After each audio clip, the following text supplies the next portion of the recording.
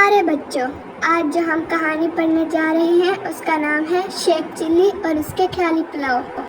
پیارے بچوں، کسی گاؤں میں ایک بوڑھی بیوہ عورت رہتی تھی۔ اس کا ایک ہی بیٹا تھا جو نہایت سست، نکما اور باتیں بنانے کا ماہر تھا۔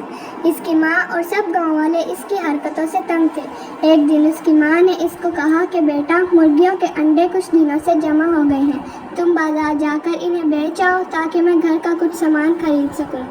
اس نے ماں سے کہا، ماں مجھے اس کے بدلے کیا ملے گا؟ ماں نے کہا، تم نہایت کام چور اور نکھٹو ہو، لیکن میں پھر بھی تمہیں ایک اشرفی دے دوں گی۔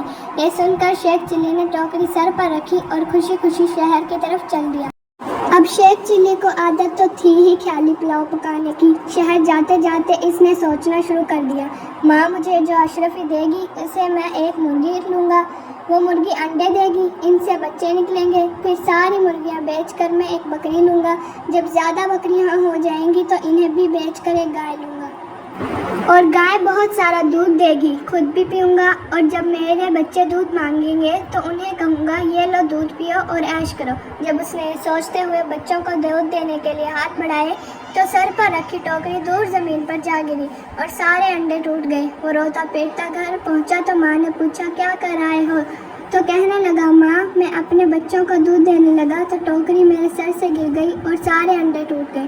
ماں نے کہا، جب تمہاری شادی ہی نہیں ہوئی تو بچے کہاں سے آئے؟ یہ کہہ کر شیخ چلی کی ماں نے ڈنڈا اٹھایا اور اس کی خوب دھلائی کی۔ تو پیارے بچوں، یہ تھی ہماری آج کی کہانی۔